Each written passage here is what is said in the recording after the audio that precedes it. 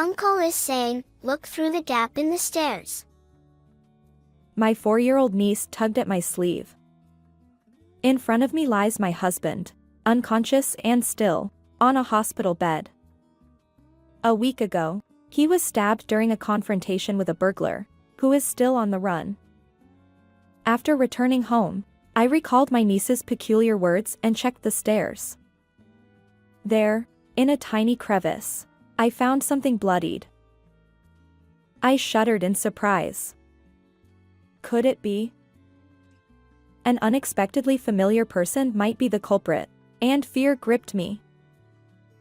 I work in administration at a real estate agency. Last year, I tied the knot with Michael, one of our salesmen, after an office romance.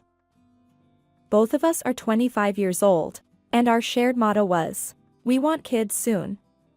Why? Because I have a sister, and her child, Emma, is incredibly adorable. Whenever I see my 4-year-old niece giggling or pouting, I imagine ourselves as parents. Little Emma possesses a mysterious ability. Aunt Sophia, your ring is on the bookshelf. Whenever I misplaced something, my niece would pinpoint its location. Not just once, but repeatedly. Even my sister said, When in trouble, ask Emma. Somehow, good things happen. Children are said to see ghosts, but I wonder if there's something more to it? Perhaps our future child will also have special abilities. We had dreams of a family with children. However, unfortunately, our newlywed life didn't go smoothly. Shortly after getting married, we started receiving disturbing letters at home. They were addressed to my husband, and the words written on them were chilling: break up and disappear. Seeing my fear, Michael said, It's a malicious prank. I'll take it to the police. He filed a report, but the identity of the letter sender remained unknown. Our days were filled with anxiety. Then, one day, James, my husband's colleague, came to the General Affairs Department where I worked. Why would someone from the sales department visit me? When I approached James, he handed me a piece of paper. Disappear and an eyesore, the same words from the threatening letters we received at home were scribbled on that paper. I gasped, and James looked serious. It had been on Michael's desk. As a rising star in the sales department, he had made enemies. Many saw him as a nuisance. It was troubling. James crumpled the paper in his hand and said, I've known Michael since we joined the company. If anything happens, feel free to consult with me. He smiled kindly at me. I never expected Michael to be in such a situation. But having an ally is reassuring. My sister also visited our home, worried about us. Despite the unsettling letters, with support from those around us, we stood strong. We wouldn't let the harassment defeat us, and I resolved to support Michael. Little did we know what was about to happen. My sister called in a panic. Sophia, Michael is unconscious. Come back immediately. I received her call while attending a friend's wedding.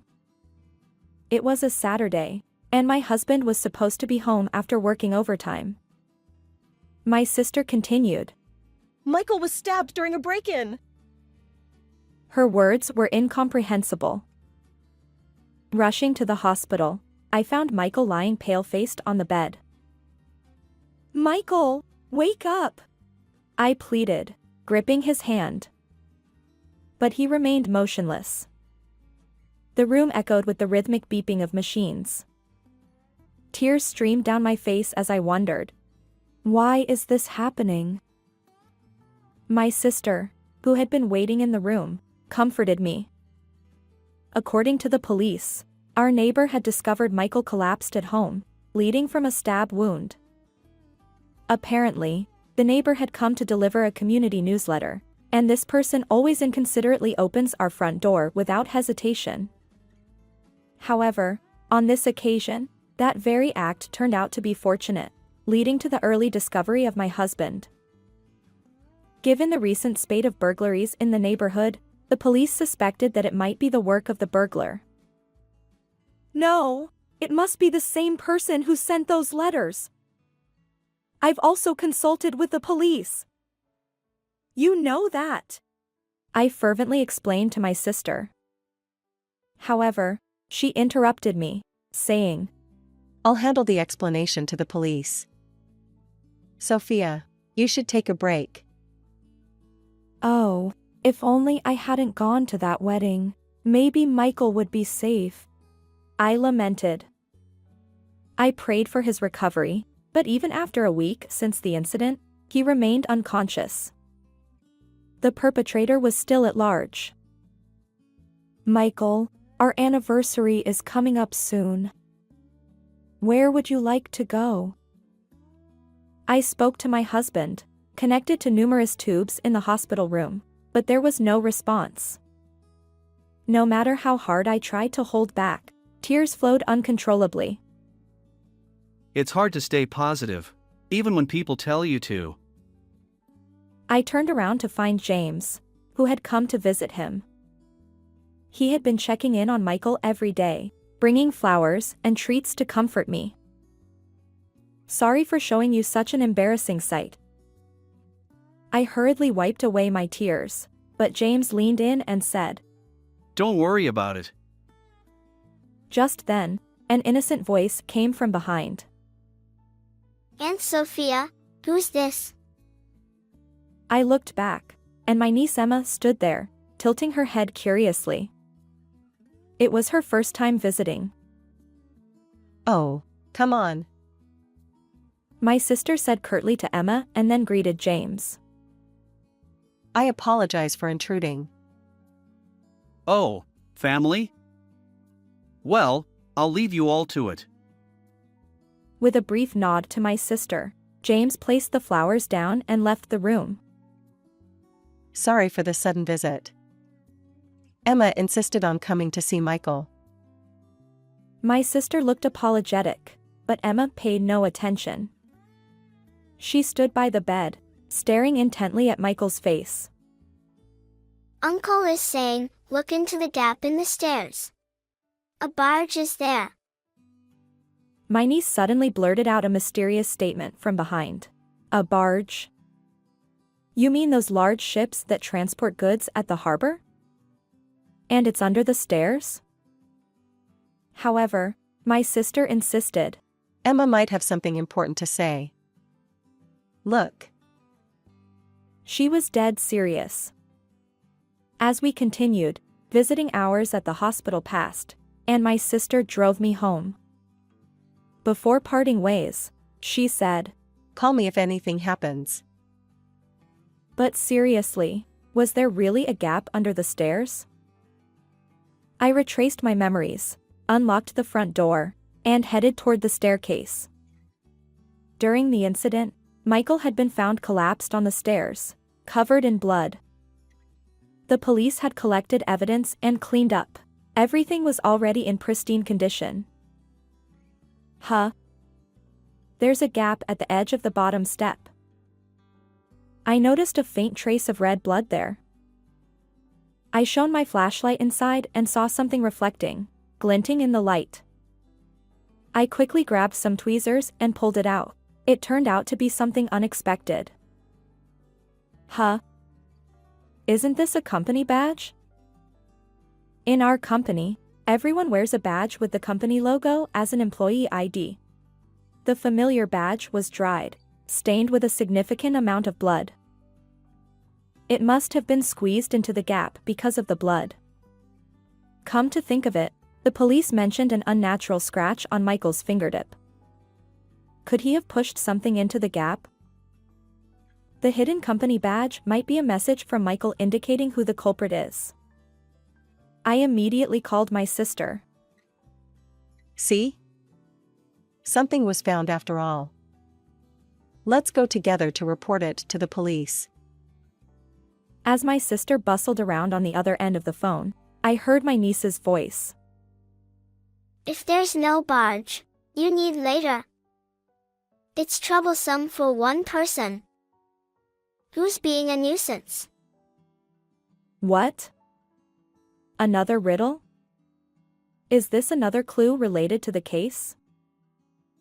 I leaned forward, asking, but all I heard from the phone was Emma's giggles. Emma had accurately guessed something about the space under the stairs, and I suspected this riddle held a clue to the perpetrator. I stared at the blood-stained company badge in my palm. Michael must have left a crucial clue in his desperate struggle, enduring immense pain until he lost consciousness. I won't let Michael's message go to waste. I'll catch the criminal. I vowed to uncover the cowardly perpetrator and seek revenge.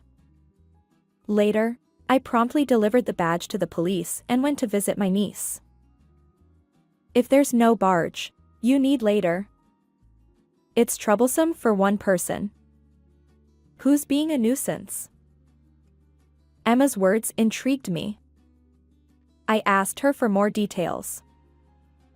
Hey, Emma, what does it mean when you say you need a barge later? It's later. Wait, you mean too late? Emma shook her head. No, not like that. I still puzzled. When you say it's troublesome for one person, who's being a nuisance? Are you talking about the number of people? Would 2 people be less of a nuisance? No, that's still too many. It's about being bothersome. My niece wears a smug expression, but the mystery only deepens.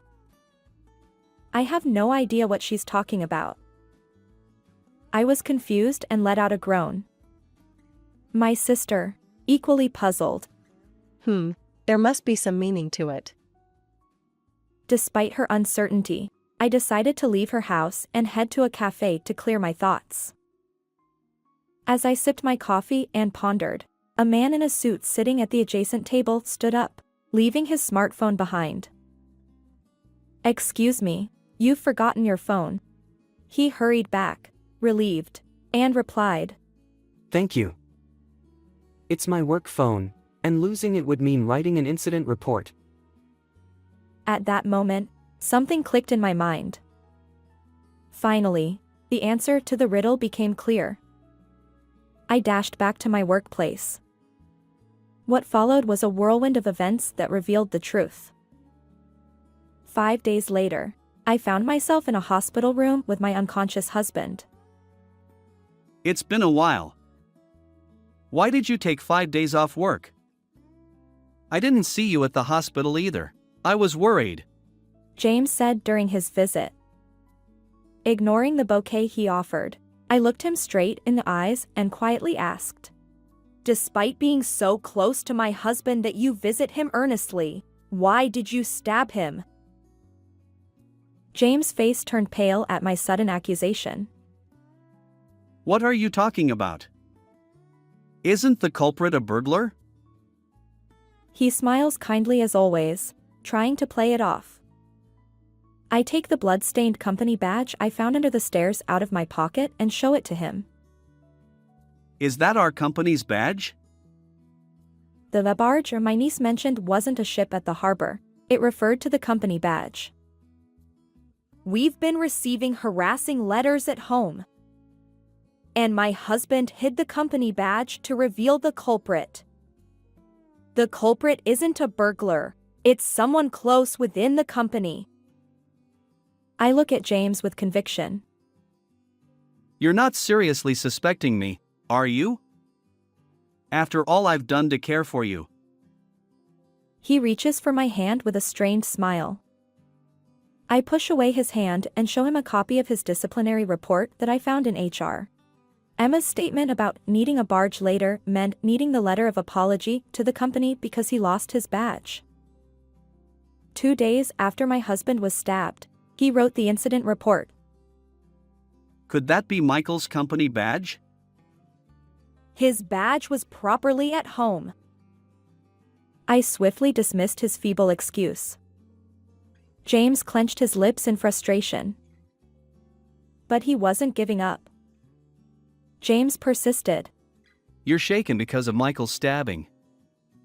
From now on, I'll be there for you in Michael's place. His unfocused eyes drew closer. I deftly sidestepped him and pulled out documents from my bag.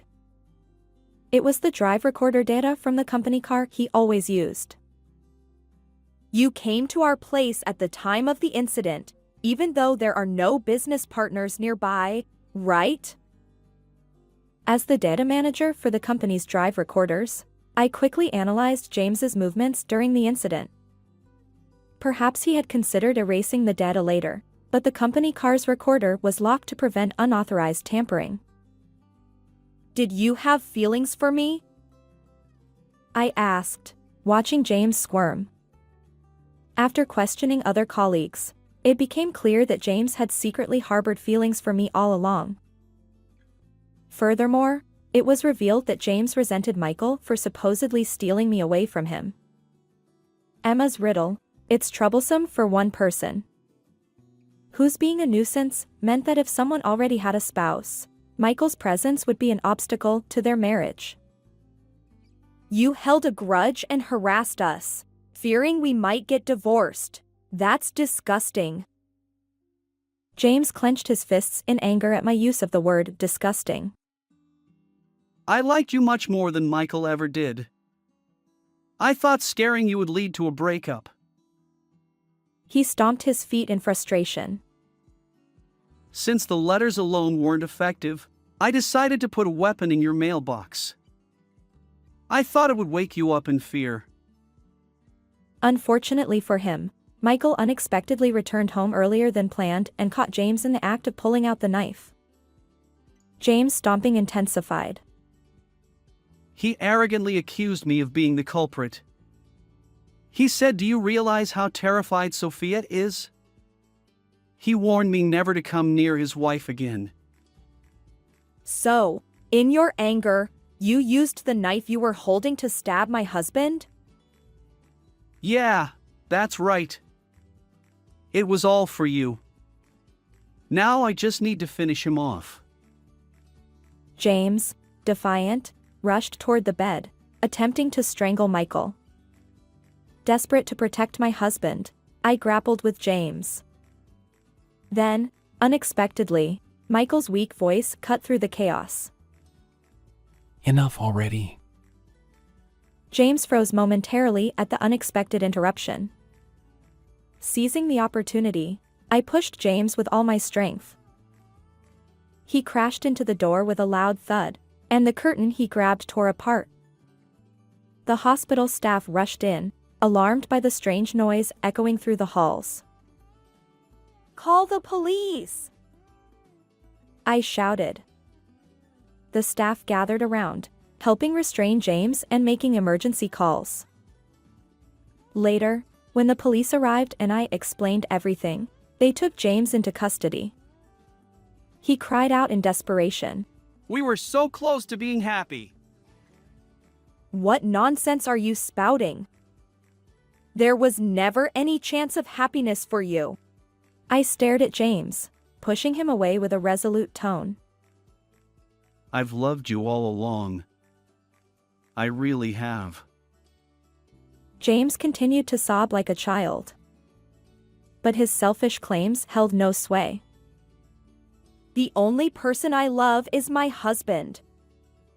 Stay away from me forever, I told him sternly. As James was led away by the police, he muttered. Later, Michael regained consciousness and testified against James, leading to his conviction. James would spend about 7 years behind bars. Michael demanded $15,000 in compensation. Even if James were released, losing his job would likely cause financial hardship. As for me, today I invited my sister and Emma over for lunch with Michael. As we sat around the table, my niece grinned and said, The new chair isn't just one, it's two. My husband and I exchanged glances. It seems I'm pregnant with twins. I'll need to visit the obstetrician soon. How did you find this story? Don't forget to subscribe to our channel. Until next time.